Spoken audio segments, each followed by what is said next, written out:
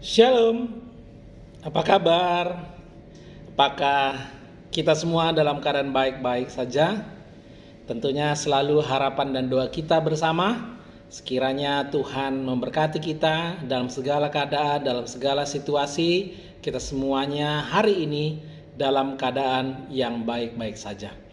Pada sahabat hari yang indah ini kita puji Tuhan, kita akan kembali mendengarkan firman Tuhan. Untuk itu saya mengundang kita semua sama-sama berdoa untuk mengundang Roh Kudus menguasai kita agar kita boleh mengerti, memahami dan dikuasai untuk boleh melakukan segenap firman Tuhan. Mari kita berdoa. Bapa kami yang bertahta dalam kerajaan surga, kami puji nama-Mu ya Allah yang maha besar, yang maha kuasa, yang maha kasih, yang maha adil, yang sungguh luar biasa dalam kehidupan kami. Saat ini Tuhan, kami datang merendahkan diri kami, mengakui segala keberadaan kami, bahwa kami hanyalah debu dan tanah, kami bukanlah apa-apa, kami hanyalah manusia berdosa. Ampuni kami Tuhan, sucikan kami, dan terima kami oleh karena kasih-Mu di dalam nama anak-Mu Yesus Kristus. Dan kami mohon Roh Kudus-Mu, kiranya Engkau mencurahkannya kepada kami, menguasai kami, sehingga firman ini boleh benar-benar kami mengerti, kami pahami, kami renungkan, dan dengan kuasa Tuhan akan membuat kami boleh melakukannya. Inilah doa kami Tuhan, di dalam nama Yesus kami berdoa. Amin. Pada hari Sabat yang indah ini, saya rindu untuk membawakan sebuah firman Tuhan yang saya yakini ini banyak kali dipertanyakan oleh banyak orang. Pertanyaannya adalah, apakah kita bisa sempurna? Nah, ini pertanyaannya. Kemudian jawabannya adalah ya. Pertanyaan selanjutnya adalah, bagaimana kita bisa sempurna? Nah, mari kita buka ayat firman Tuhan di dalam kitab Matius pasalnya yang kelima, di mana ini adalah khotbah Tuhan Yesus. Sungguh luar biasa. Di dalam Matius pasalnya yang kelima, ayatnya yang ke-48, Tuhan Yesus jelas memberitahu kepada saya dan saudara bahwa kita dipanggil untuk menjadi orang-orang yang sempurna. Firman Tuhan katakan demikian. Karena itu haruslah kamu sempurna, sama seperti Bapamu yang di sorga adalah sempurna. Bagaimana kira-kira? Apakah kita masih bertanya, apakah umat Tuhan bisa sempurna? Apakah kita masih bertanya? Kalau masih bertanya, ayat ini jelas katakan, Yesus katakan, haruslah kamu sempurna. Kalau Tuhan Yesus berkata haruslah kamu sempurna, maka kita sebagai orang percaya, sebagai orang beriman, umat Tuhan, maka kita harus yakin bahwa berarti saya bisa sempurna. Ya kan? Demikian tentunya, harusnya. Karena Tuhan Yesus yang bilang, haruslah kamu sempurna. Pertanyaannya bukan lagi apakah selama masih berada di dunia ini sebelum kedatangan Tuhan saya bisa sempurna. Bukan itu lagi pertanyaannya. Karena jelas ayat ini kita yakini bahwa kita harus sempurna. Karena itu panggilan Tuhan Yesus berarti bisa sempurna. Pertanyaannya yang harus kita tanyakan adalah, bagaimana Tuhan supaya saya bisa sempurna? Kita baca ayat sebelumnya, ya. Saya sebenarnya ada banyak sekali, tapi saya mulai saja dari ayatnya yang ke-43. Ya, ini bagaimana caranya saya dan saudara sebagai umat Tuhan yang percaya, yang beriman, orang benar hidup oleh iman, ini bisa sempurna? Ayat 43 kitab Matius pasalnya yang kelima. Kamu telah mendengar firman, kasihilah sesamamu manusia dan bencilah musuhmu. Tetapi aku berkata kepadamu, kasihilah musuhmu dan berdoalah bagi mereka yang menganiaya kamu, Karena dengan demikianlah kamu menjadi anak-anak Bapamu yang di surga, yang menerbitkan matahari bagi orang yang jahat dan orang yang baik, dan menurunkan hujan bagi orang yang benar dan orang yang tidak benar. Apabila kamu mengasihi orang yang mengasihi kamu, apakah upahmu? Bukankah pemungut cukai juga berbuat demikian? Dan apabila kamu hanya memberi salam kepada saudara-saudaramu saja, apakah lebihnya daripada perbuatan orang lain? Bukankah orang yang tidak mengenal Allah pun berbuat demikian? Baru nanti muncul ayat 48. Karena itu haruslah kamu sempurna sama seperti Bapamu yang di surga adalah sempurna. Kita akan tanyakan, sebelum kita akan menjawab bagaimana caranya supaya saya dan saudara sebagai umat Tuhan bisa sempurna, kita harus tanyakan dulu, sempurna dalam hal apa yang dimaksud oleh Tuhan Yesus di sini? Supaya nanti tidak lagi kita terjebak dengan kata sempurna sehingga kita Tuhan dengan ragu-ragu, kalau kayaknya bisa, kayaknya tidak. Enggak. Kita semua akan dengan yakin katakan, oh ya, saya bisa sempurna. Sebagai umat Tuhan saya yakini, sebagaimana Tuhan Yesus katakan panggilannya, perintahnya, haruslah kamu sempurna. Ya, saya bisa. Ya, bagaimana caranya? Sebelum kita jawab, kita harus menanyakan, sempurna dalam hal apa yang dimaksud oleh Tuhan Yesus? Dari ayat 43 yang sudah kita bacakan, tentunya kita memahami bahwa hal sempurna yang Tuhan mau di sini adalah persoalan kasih. Kasih.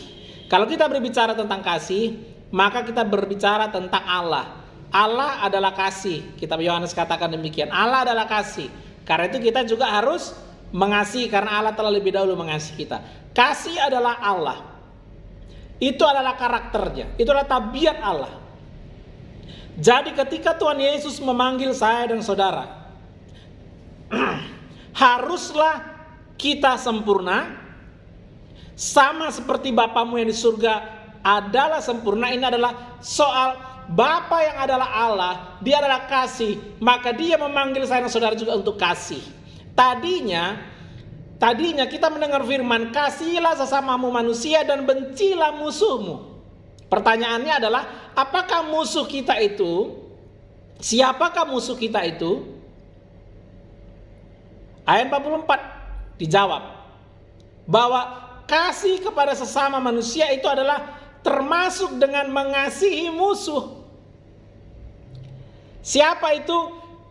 Yaitu orang yang menganiaya kita. Jadi orang yang menganiaya kita, yang tadinya kita harus mungkin kita suka untuk membalas, mencelakakan, atau mungkin memohonkan yang jelek-jelek kepada mereka, tapi ayat ini katakan bahwa kita harus mendoakan mereka yang menganiaya kita. Mendoakan di sini adalah doa yang baik, bukan doa yang tidak baik. Ya. Sama seperti Bapa, yaitu dia tidak memandang orang jahat dan orang yang baik sama-sama diberikan matahari.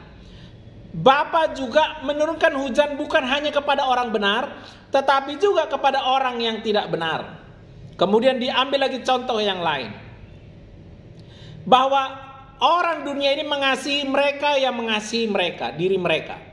Tetapi Tuhan memanggil bahwa untuk menjadi sempurna sama seperti Bapa, seperti ayat 45 tadi katakan, maka ayat 46, 47 memanggil saya dan saudara bahwa kita harus mengasihi semua orang.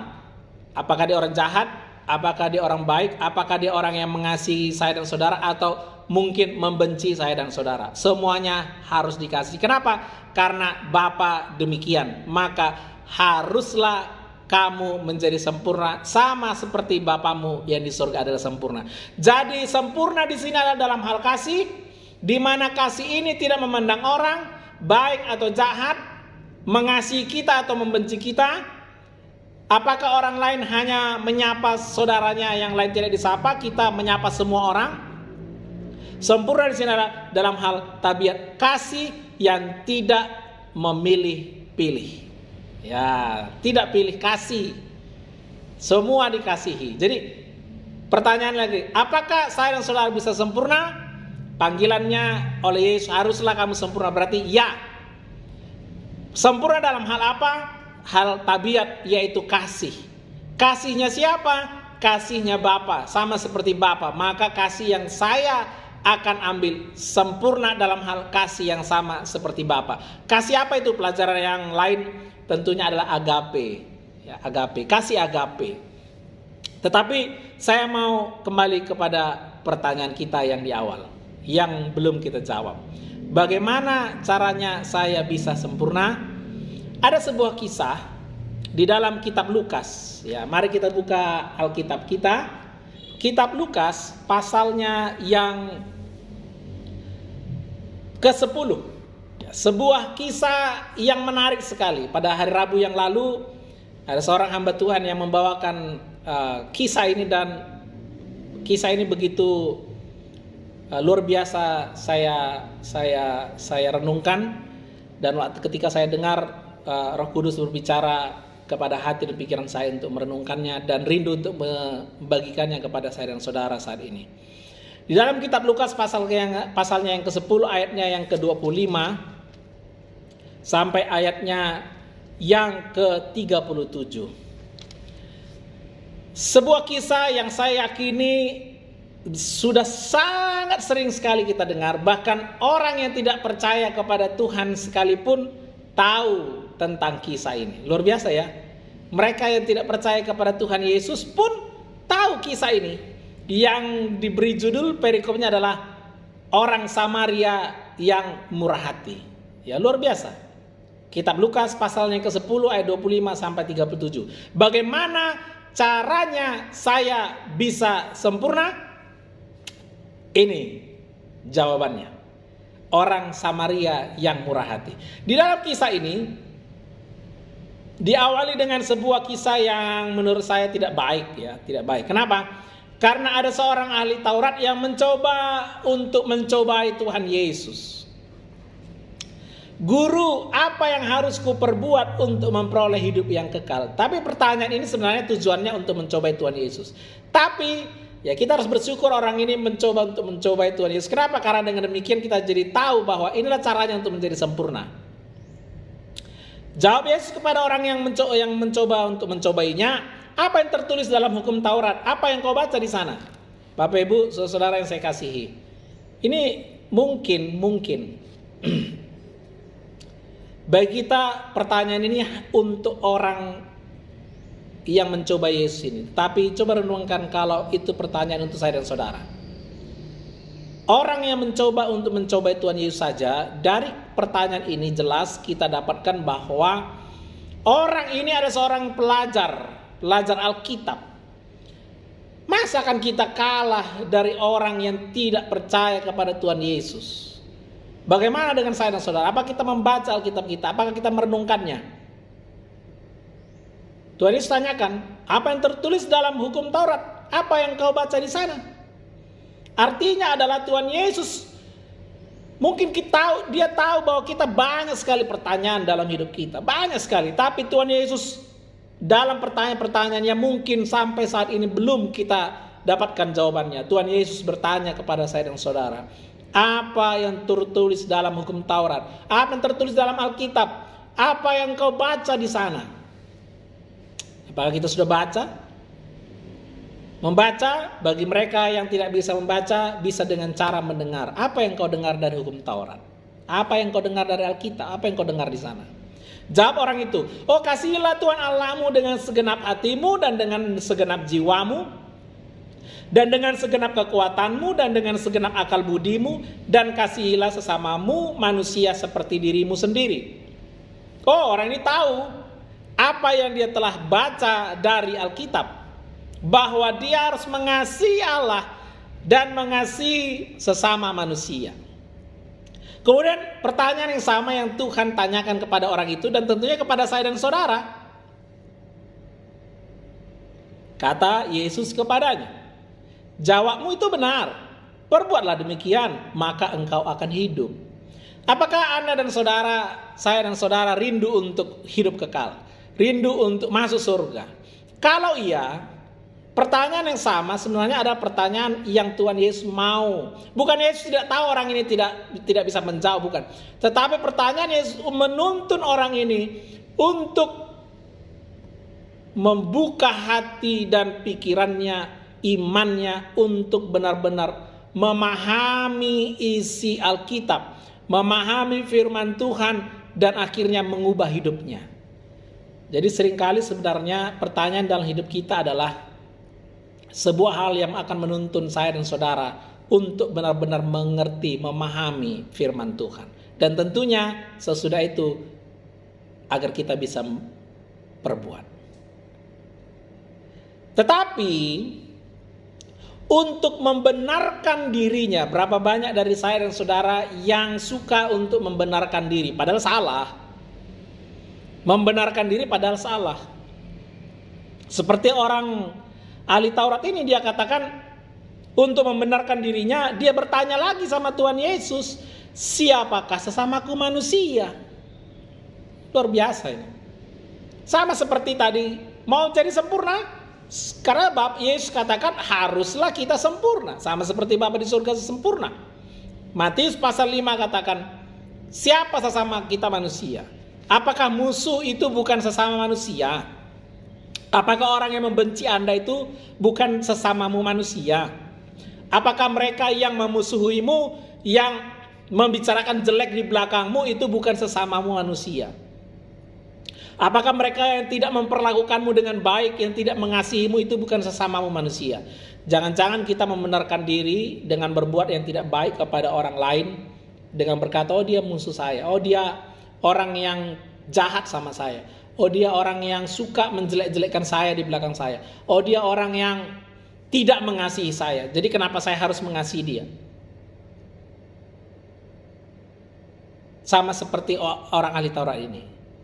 Untuk membenarkan dirinya dia bertanya sama Tuhan Yesus, siapakah sesamaku manusia?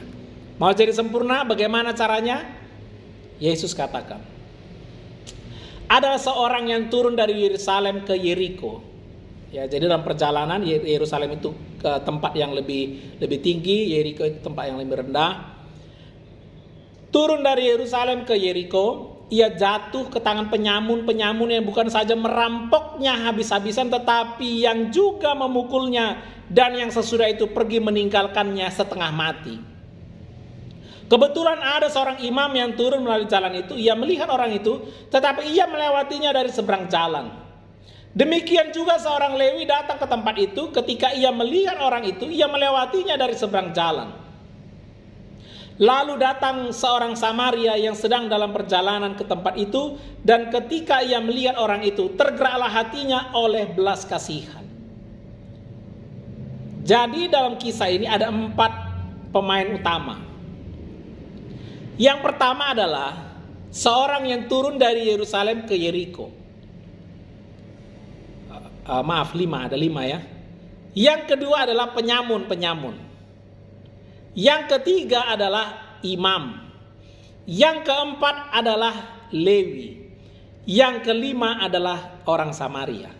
Jadi ada 5 pemain utama dalam kisah yang Tuhan Yesus mau bawakan kepada saya dan saudara hari ini.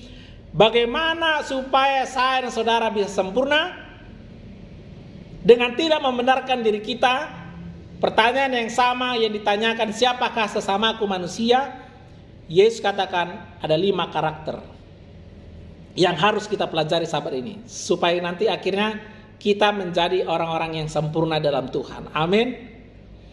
Yang pertama adalah orang yang turun dari Yerusalem ke Yeriko. Apa yang terjadi kepada orang ini? Dia dirampok. Bukan hanya dirampok habis-habisan, tetapi juga dia dipukul. Nah, dia menderita orang ini. Udah habis hartanya, tubuhnya juga habis, bahkan tidak lama lagi nyawanya pun akan melayang. Nah, inilah orang ini. Nah, pertanyaannya siapa dia ini? Ya kan, siapa dia ini? Ya tentunya orang ini adalah saya dan saudara. Ya, inilah kita. Kita adalah orang-orang yang sudah jatuh dalam dosa. Kita adalah orang-orang yang sudah habis-habisan. Tidak berharga lagi kita sebenarnya di pemandangan banyak orang. Tetapi kita akan dapati kita adalah orang-orang yang sangat dicintai. Ya, tetapi kita kembali lagi. Kita adalah orang yang habis. Sudah tidak ada apa-apa lagi. Hancur kita ini. Orang berdosa kita ini, hina kita ini, sudah jatuh tertimpa tangga lagi sampai ke tempat yang paling rendah, hampir mati kita. Karena bukan hanya harta kita yang sudah habis, bahkan tubuh kita pun habis, bahkan nyawa kita tidak lama lagi akan hilang. Ya, inilah kita. Yang kedua adalah penyamun. Penyamun ini siapa? Dia adalah seorang yang tidak senang dengan keadaan orang lain. Ya, ini penyamun. Dia suka untuk mengingini mirip orang lain. Nah, inilah gambaran, saya mau katakan inilah iblis, setan, dan ante-antenya atau siapapun yang seperti itu. Nah, itulah bagian mereka lah itu. Yang ketiga adalah imam. Siapa ini imam? Imam kita tahu adalah seorang yang mengantarai antara Tuhan dan manusia. Inilah imam. Imam di zaman kita ini inilah ahli-ahli agama lah ini. Orang-orang pintar agama atau seorang pendeta kalau di kita Kristen. Pendeta lah ini, imam. Tapi siapa Lewi? Lewi ini adalah anggota jemaat, umat Tuhan kan? Lewi adalah orang yang dikhususkan untuk melayani di rumah Tuhan. Mereka dipilih dari semua suku untuk melayani Tuhan. Nah, di zaman kita siapa ini? Ini adalah orang-orang yang mengaku dirinya sebagai orang Kristen. Engkau adalah imamat yang rajani, bangsa yang terpilih, umat milik Allah sendiri. Ini anggota jemaat ini. Ya. Kemudian yang kelima, Samaria. Siapa Samaria? Kita tahu di zaman raja-raja sesudah Raja Salomo, bangsa Israel terbagi dua. Dan Samaria adalah bagian yang 10 suku. Terbagi dua, selatan dan utara, 10 suku, 10,5 suku dan 2,5 suku. 2 suku, 10 suku, 2 suku. Intinya, orang Samaria adalah bangsa Israel yang lama-kelamaan mereka ini kawin campur dan akhirnya di zaman Tuhan Yesus orang Samaria ini tidak lagi dipandang sebagai umat Tuhan. Inilah orang Samaria. Bahkan mereka ini dijauhi, dimusuhi.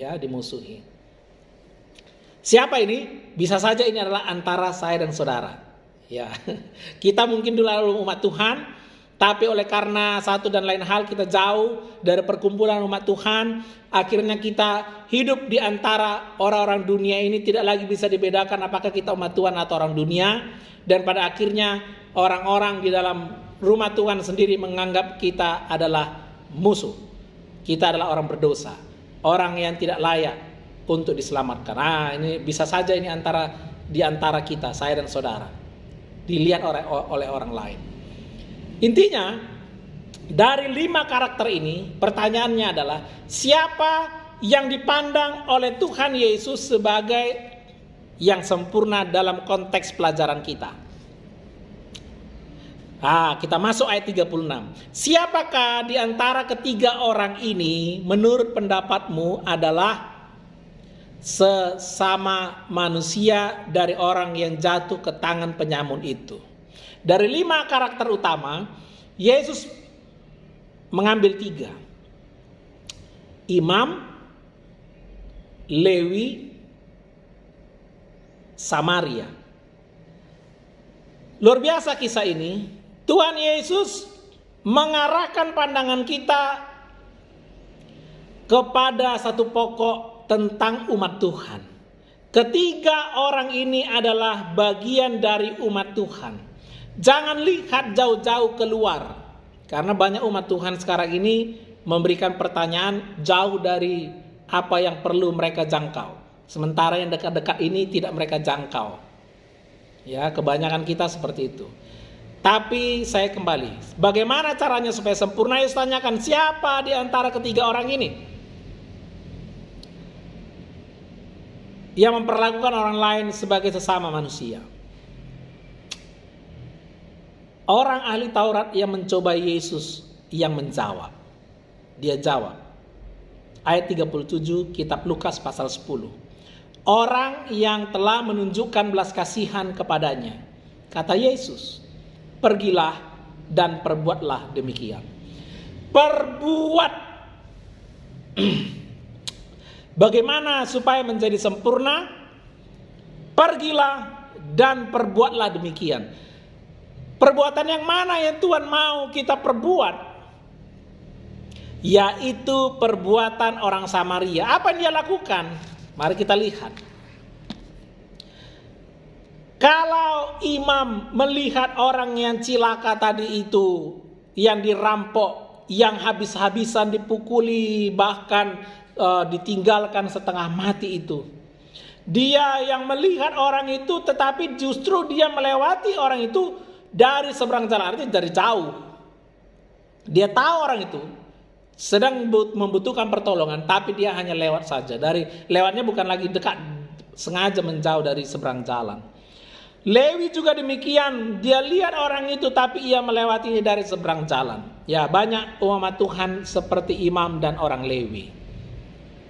Banyak pendeta dan anggota jemaat seperti imam dan orang Lewi. Oh iya, kenyataan ini Tuhan Yesus sampaikan, bukan saya. Tuhan Yesus katakan, bisa menolong tapi tidak mau menolong. Bukan apa kata orang. Kisah ini Yesus ceritakan dan kita yakini Yesus melihat langsung. Artinya apa? Di dalam hidup kita ada seseorang, ada satu oknum ilahi yang sedang melihat hidup saya dan saudara.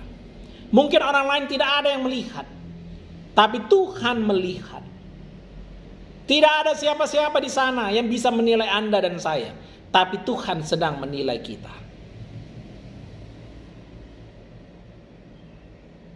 Bagaimana dengan orang Samaria?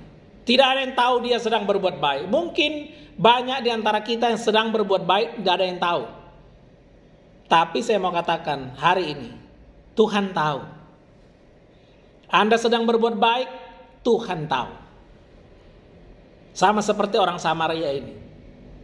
Ketika dia lihat orang ini, dia pergi, tidak lewat seperti imam dan juga orang Lewi. Dia pergi kepada orang yang membutuhkan pertolongan ini. Dia balut lukanya. Sesudah itu ia menyiraminya dengan minyak dan anggur.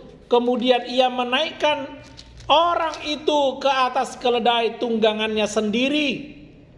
Artinya dia yang tadinya naik keledai, demi menolong orang lain, dia menjadi turun, orang lain yang naik. Berapa banyak dari antara kita yang bersuka cita ketika kita menolong orang lain, orang itu menjadi naik kehidupannya.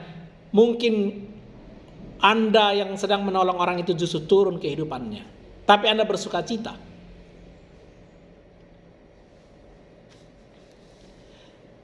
Dia bawa ke tempat penginapan. Tidak cukup dia rawat orang itu. Keesokan harinya ia menyerahkan 2 dinar kepada pemilik penginapan itu, katanya, rawatlah dia. Dan jika kau belanjakan lebih dari ini, aku akan menggantinya waktu aku kembali.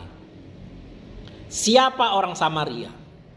Orang Samaria adalah Tuhan Yesus. Itulah gambaran daripada Tuhan kita, Juru Selamat kita, Yesus Kristus.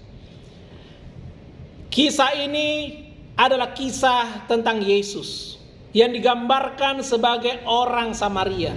Dia yang tidak berdosa diperlakukan seperti orang berdosa. Dia yang tadinya tidak berdosa dipakukan di kayu salib seperti orang berdosa. Kenapa? Karena segala dosa kita ditanggungkan kepadanya. Tapi tujuannya adalah untuk menolong saya dan saudara. Bukan hanya untuk menolong selama di dunia. Sama seperti orang Samaria yang baik hati, dia katakan, aku kembali. Tuhan Yesus juga berjanji, aku kembali. Ini bukan sebuah janji yang kosong, bukan sebuah janji muluk-muluk. Tuhan Yesus pasti datang kembali. Amin. Dan Tuhan Yesus, dia menyatakan kesempurnaan Bapa ketika dia masih berada dalam dunia ini, agar saya dan saudara pun bisa sempurna sama seperti Bapa yang adalah sempurna. Bagaimana caranya supaya kita bisa sempurna? dia panggil, ikutlah aku. Wah, luar biasa. Mari kita ikut Tuhan Yesus. Bagaimana caranya ikut Tuhan Yesus? Mari kita perlakukan sesama manusia. Bagaimana caranya memperlakukan sesama manusia? Seperti kisah di dalam kisah Lukas pasal 10. Bagaimana caranya supaya sempurna? Seperti ini. Pergilah dan perbuatlah demikian. Kiranya firman Tuhan pada hari Sabat yang indah ini boleh menjadi berkat bagi saya dan saudara. Selamat Sabat, Tuhan memberkati. Mari kita berdoa. Bapa di surga, kiranya firman Tuhan yang singkat ini boleh menjadi berkat bagi kami semuanya, dan kami boleh sempurna seperti Engkau sempurna. Dan biarlah kiranya bukan oleh karena kuat kuasa kami, tetapi hanya oleh karena kuat kuasa Tuhan di dalam kami. Jadilah Tuhan kehendak-Mu berkati kami dengan berkat kasih yang kekal dari Allah Bapa, berkat kasih karunia dari Yesus Kristus, dan berkat kuasa dalam persekutuan Roh Kudus dari sekarang sampai selama-lamanya. Di dalam nama Yesus kami berdoa. Amin.